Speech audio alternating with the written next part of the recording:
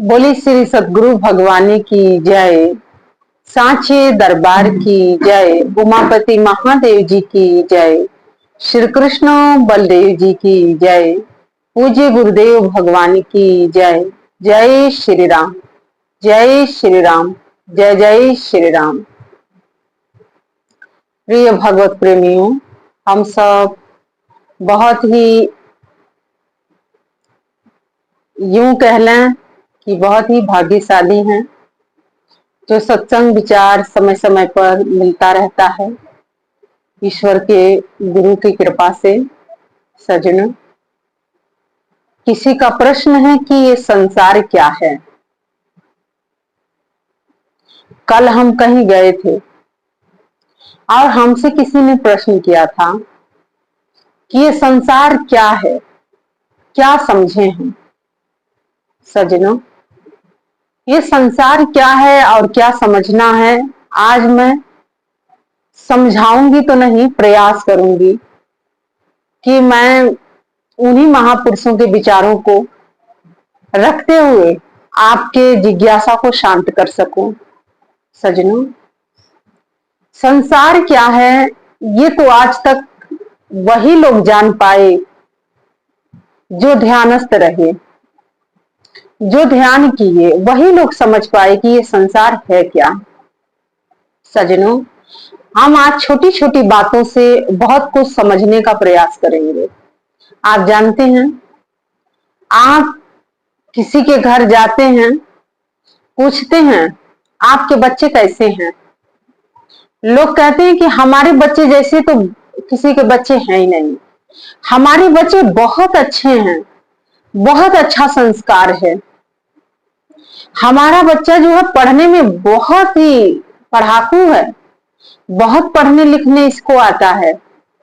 सज्जनों, कई बार पति पत्नी होते हैं, वो कहते हैं कि हमारे बीच में कभी लड़ाई नहीं होती है। सज्जनों, इससे हम क्या समझें। जो लोग ये कहते हैं कि हमारे बच्चे बहुत अच्छे हैं, बहुत संस्कारवान हैं, बहुत संस्कारी हैं, उन्हीं के बच्चे ऐसे काम कर देते हैं कि वो सोच भी नहीं सकते हैं। जो लोग ये कहते हैं कि हमारे बच्चे बहुत पढ़ाकू हैं, बहुत पढ़ाई लिखाई करते हैं, रात दिन पढ़ते हैं, तो ज्यादा से ज्यादा ऐसे बच्चे फेल भी होते हैं और फिर ऐसे ही बच्चे सुसाइड भी करते हैं। पति पत्नी में कभी लड़ाई नहीं हुआ। सज्जनों, आपने पूछा संसार क्या है।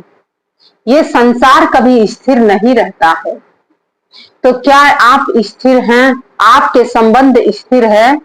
नहीं है। तो जब आप स्थिर नहीं हैं, तो क्या आपके संबंध जो सगे संबंधी है वो कभी स्थिर रह पाएंगे? नहीं रह पाएंगे। सज्जनों, जैसे आप जानते हैं ना, जगह जगह मेला लगता है और वहां पर झूला लगता है। अब जब बच्चे झूले में बैठते हैं तो वो झूला चरखी की तरह होता है और वो घूमता है, राउंड घूमता है, राउंड राउंड घूमता है, गोल गोल। कभी लोग नीचे आते हैं तो कभी ऊपर जाते हैं, पर वो झूला एक जगह स्थिर नहीं रहता है जब तक उसका मालिक उसका बटन नहीं दबाएगा, बंद नहीं करेगा, वो राउंड राउंड घूमता ही रहेगा। सज्जनों, ऐसे ये संसार है। संसार में परमात्मा ने रचना किया, परमात्मा ने बनाया और हमें और आपको भी बना दिया और कहा कि जाओ इस संसार में। अब जाके जैसे वो झूला राउंड घूम रहा है ऐसे तुम्हें भी घूमना है। कभी आप बच्चे होते हैं, कभी बड़े हो जाते हैं, कभी आपके कोई माता पिता थे, कभी आपके कोई भाई बहन थे, कभी आपकी पत्नी थी, कोई आपकी बहू रही होगी, कभी आपका वो घर था, लेकिन आपके आंखों के सामने ही आपके बच्चे भी जन्म लेते हैं, वो भी माता पिता बनते हैं, उनके भी भाई बहन हो जाते हैं, उनकी भी पत्नी आती है, उनके भी हर रिश्ते बनते हैं आपके आंखों के सामने। जो घर आपका था वो घर अब उनका हो जाता है। सज्जनों, क्या आपका कुछ था? नहीं, कुछ भी नहीं था। जैसे वो झूला राउंड राउंड घूम रहा था गोल गोल, ऐसे आप भी तो घूम रहे हैं सजनों। इसीलिए कुछ भी स्थिर नहीं है, सब कुछ चलायमान है। और कब किस रिश्ते में दरार पड़ जाए ये भी नहीं कोई जानता है। जैसे वो झूला है घूम रहा है, ऐसे रिश्ते भी घूमते हैं। कभी लोग कहते हैं हमारे पति पत्नी में लड़ाई नहीं हुआ, लेकिन कोई गारंटी तो नहीं है कि लड़ाई नहीं होगी, हो भी सकती है। आप एक जैसी तो स्थिर नहीं है ना। तो सजनों, स्थिर क्या है? ईश्वर है, परमात्मा, जिसे भगवान कह रहे हैं हम सरल शब्दों में। परमात्मा ही स्थिर है, बाकी सब चलायमान है, सब आते हैं और चलते जाते हैं। सजनों, कभी आपका घर था ये, कभी किसी और का हो गया, कभी किसी और का था, कभी किसी और का होगा। सजनों, कुछ भी तो आपका नहीं है। कहते हैं एक बार एक संत थे, एक स्त्री थी, एक महिला थी, रोज उनके पास जाती थी और एक प्रश्न करती थी कि जो आपने ये दाढ़ी बाल बढ़ाया है, क्या ये सही में है कि गलत है? आप दिखावे के साधु बने हैं कि सही में साधु हैं? उसके कहने का तात्पर्य मात्र यही था कि दाढ़ी है कि झाड़ी है। झाड़ी जानते हैं ना, जैसे खरपतवार उग जाता है, कटेली झाड़ियां उग जाती हैं। तो वो रोज उस संत से, उस महात्मा से प्रश्न करती थी, उस गुरु से प्रश्न करती थी कि ये दाढ़ी है कि झाड़ी है। वो कुछ नहीं बोलते थे। कई साल बीत गया, उसने पूछा कि हम रोज आके आपसे प्रश्न करते हैं कि ये दाढ़ी है कि झाड़ी है, और आप कोई उत्तर नहीं देते हैं, हमारे प्रश्न के उत्तर कब मिलेगा? सजनों, उन्होंने कहा जिस दिन मैं उत्तर देने लायक हो जाऊंगा, उस दिन मैं तुम्हें अपने पास बुलाऊंगा। सजनों, आज के समय में बहुत सारे साथी चल रही हैं। हमारे पास भी कई फोन आया है और लोग कह रहे हैं कि दीदी जी हमारे ऊपर साढ़े साथी चल रही है। सजनों, और कई लोगों का ये भी प्रश्न है कि साढ़े साथी चल रही है तो हम किसी की सेवा कर लेंगे तो हमारी साढ़े साथी खत्म हो जाएगी, उतर जाएगी। सजनों, एक बार कहते हैं कि एक व्यक्ति को साढ़े साथी चल रही थी। वो गया महात्मा जी के पास, उसने पूछा कि महात्मा जी हमारे ऊपर साढ़े साथी चल रही है, आप अपनी चरण सेवा करवा लीजिए, क्योंकि जो ज्योतिष शास्त्रों ने मुझे यही बताया है। कहते हैं कि गुरुजी भी लालची ही थे और उन्होंने कहा कि ठीक है। अब जो शिष्य था वो प्रतिदिन कटोरी में घी लेके आता था, खूब उनका चरण सेवा करता था। कहते हैं कि एक कोई कायम नहीं रहता है, बदलता है। अब साढ़े साथी उसी पर नहीं थी, किसी और पर भी थी। उसने देखा कि ये रोज कटोरी में घी लेके जाता, आखिर करता क्या है। गुप्तचरों से ये पता चला कि इसके ऊपर साढ़े साथी है और ये गुरु जी के चरण में घी लगा के रोज मालिश करके आता है, सेवा करके आता है, इसकी साढ़े साथी उतर जाएगी। उसने कहा कि ये काम मैं भी कर लूं, मेरे ऊपर भी साढ़े साथी है। सजनों, जब वो गया तो वो भी गुरुजी के पास गया, वो भी कटोरी में घी लेके गया, पहले ही चरण पकड़ लिया। अब जो पहले आ रहा था, जिसके ऊपर पहले साढ़े साथी थी, जब वो आया तो देखा कि चरण तो किसी और ने पकड़ रखा है। तो उसने कहा गुरुजी अब हम क्या करें, हमारी साढ़े साथी कैसे उतरेगी? गुरुजी ने कहा कि देखो चेला, यहाँ कुछ भी कायम नहीं रहता है, हर रोज कुछ ना कुछ बदलता है। अब ये तुम्हारे साढ़े साथी इसके ऊपर आ गई है, अब ये मेरे चरण सेवा करेगा और तुम अब ठीक हो गए हो। सजनों, आज के समय में बहुत से लोग हैं जो कहते हैं आपके ऊपर शनिदेव का प्रकोप है, साढ़े साथी चल रही है, क्या करना चाहिए? तो सजनों, अगर आपके ऊपर साढ़े साती चल रही है और शनि देव का प्रभाव है, मैं ये नहीं कहती हूं कि ग्रह गोचर नहीं है, आपका शरीर पंच तत्व से निर्मित हुआ है तो ग्रह गोचर तो आपके ऊपर प्रभाव डालेंगे ही।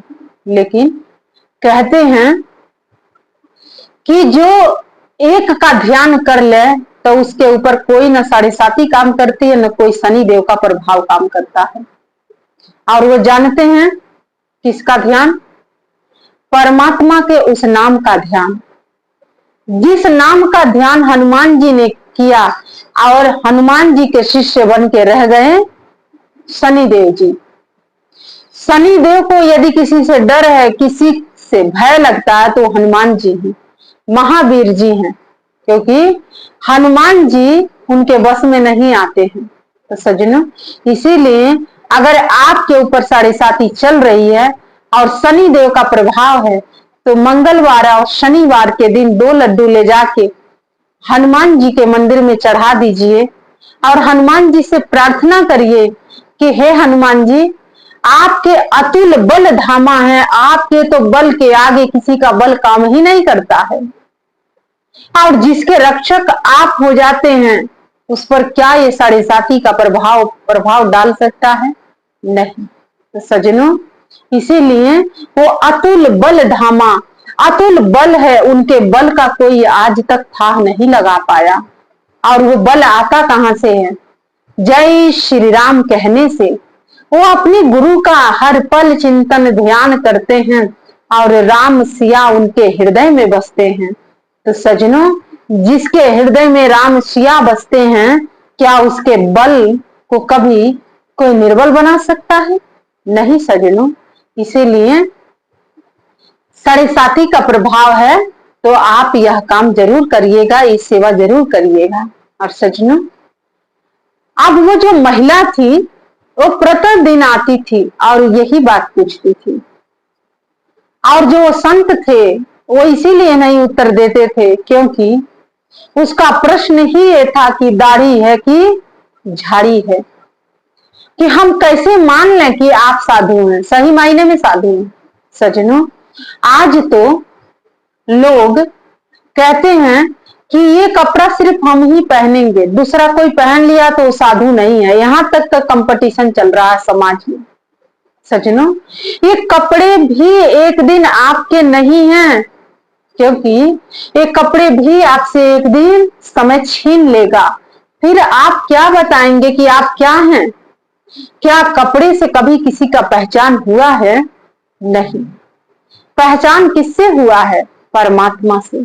सज्जनों, चाहे आप सफेद कपड़ा पहन लीजिए या लाल कपड़ा पहन लीजिए या भगवा धारण कर लीजिए, कपड़े से आपकी पहचान नहीं है। आपकी पहचान तो भगवान से है। हनुमान जी ने कौन सा भगवा वस्त्र पहना था? कौन सा पीला वस्त्र पहना था? कौन सा सफेद कपड़ा पहना था? अतुल बल धामा, इतना बल है कि आज तक इस संसार में उनके बल के आगे हर कोई घुटना टेक देता है। सज्जनों, ऐसे भक्त थे वो, लेकिन अभिमान रहित थे। जब भी उनसे कोई कुछ पूछता था कि क्या आपने किया, तो वो कहते थे कि नहीं, मैंने नहीं किया। कभी कोई उनसे पूछता था कि क्या ये आपका है, तो वो कहते थे कि नहीं, ये मेरा नहीं है, मेरे स्वामी श्री रामचंद्र जी के हैं। लेकिन सज्जनों, यहाँ तो लोग प्रतिदिन गाते हैं, आरती गाते हैं कि तेरा तुझको अर्पण क्या लागे मेरा, ओम जय जगदीश हरे। लेकिन कोई पूछ ले कि क्या ये घर आपका है, तो व्यक्ति झट से कहता तो क्या आपका घर है? मेरा ही घर है ना। सज्जनों, जब सब कुछ भगवान के है तो आप ये क्यों नहीं कहते हैं कि ये मेरा नहीं है, परमात्मा के है, ईश्वर का दिया हुआ है, हम तो सिर्फ गुजारा करने आए हैं। सज्जनों, ये भाव तभी आएगा जब आप अपने आप को समझेंगे, जानेंगे और ये समझेंगे कि ये संसार असल में है क्या। वो जो महात्मा थे वो जानते थे कि यहाँ हर कुछ बदलता है, हर रोज बदलता है। आज कोई बहुत बड़े पद पर है, कल वो नीचे आ जाएगा और जो नीचे है वो ऊपर आ जाएगा। सजनों, इसीलिए यहाँ कुछ भी स्थिर नहीं है, सब कुछ चलायमान है। और यही कारण था कि उस महिला के प्रश्न के उत्तर वो नहीं दे रहे थे। सजनों, बहुत से लोग हैं आंकलन करते हैं, बहुत से लोग हैं विचार करते हैं दूसरे के बारे में। क्या अपने बारे में कभी आपने आंकलन किया? कभी आपने अपने बारे में विचार किया? नहीं। यही तो आप ठगे जाते हैं, यही तो आप चूक जाते हैं। विचार तो आपको अपना करना था, आंकलन तो आपको अपना करना था, लेकिन आप दूसरे पर लग गए। सजनों, यदि आप अपना आंकलन किए होते, अपना विचार किए होते, तो आज बहुत कुछ बन गए होते, बहुत महान बन गए होते। लेकिन लोग दूसरों का आंकलन करते हैं, दूसरे के बारे में विचार रखते हैं, लेकिन अपने विचारों को कभी महत्व नहीं दे पाते हैं। और सजनों, एक दिन उस महात्मा के जाने का समय आया। जानते हैं, बहुत से लोग हैं कहते हैं कि पता नहीं मृत्यु कब आ जाएगी। सज्जनों, मैं बता देती हूँ कि मृत्यु कैसे कब आती है और कैसे आपको पता चलेगी। कहते हैं कि जो अपने जीवन में सुमिरन भजन नहीं किया है, सेवा नहीं किया है, चाहे अपने माता पिता के, चाहे अपने गुरुजनों के, चाहे समाज के, तो उसको कुछ पता नहीं चलेगा कि मृत्यु कब आएगी। लेकिन जिसने सुमिरन भजन किया है तो उसको 6 महीना पहले से ये पता लग जाता है कि मुझे अब मरना है, क्योंकि सारा आगम निगम उसको एहसास होने लग जाता, अगम निगम सबके बारे में उसको पता चलने लग जाता है। ग्रह गोचर उसको संकेत देने लग जाते हैं। समय उसको बार बार एहसास कराता है कि अब तुम्हें यहां से जाने का प्रस्थान करना, जाने का समय हो चुका है। और उस व्यक्ति को ये सब कुछ आभास होने लग जाता है कि अब मैं चला जाऊंगा। सजनों, 6 महीने पहले से आपको संकेत मिलना आरंभ होता है, लेकिन उस संकेत को हर कोई नहीं समझता है। वही समझेगा जिसने जीवन में परमात्मा के भजन सुमिरन किया है, जिसने टीवी देखा है, सीरियल देखा है, मूवीज देखा है, लोगों में जाके पार्टी किया है, लोगों में जाके मनोरंजन किया है। लोग कहते हैं टाइम पास नहीं हो रहा, लोगों में जाके टाइम पास किए हैं। उनको कैसे पता चलेगा कि मेरी मृत्यु होने वाली है? वो तो कोसों दूर खड़े हैं। सज्जनों, उन्हें इस बात का कोई एहसास नहीं होता है, कोई ज्ञात ही नहीं है। तो सज्जनों, वो जो संत थे, वो जो महात्मा थे, उन्हें पता लग गया था कि अब मैं जाने वाला हूं, मेरा समय आ चुका है, अब मैं इस संसार से प्रस्थान करूंगा। और वो बुलाते हैं उस महिला को और कहते हैं कि आपके प्रश्न का अब उत्तर देने का समय आ चुका है।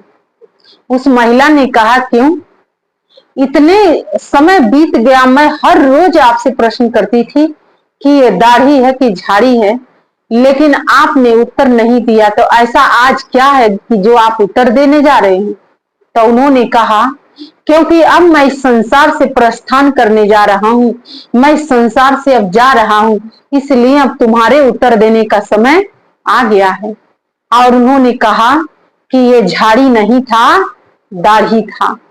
सजनों, कपड़ा पहन लेने से, दाढ़ी बढ़ा लेने से, बाल बढ़ा लेने से, त्रिपुंड धारण कर लेने से, तिलक लगा लेने से, इससे साधु की पहचान नहीं होती है। सजनों, क्योंकि ये समय कब कौन सा खेल करेगा ये आप भी नहीं जानते हैं। क्योंकि मैंने कहा ना, जैसे झूला है, वो जो स्विच है वो उस मालिक के हाथ में है।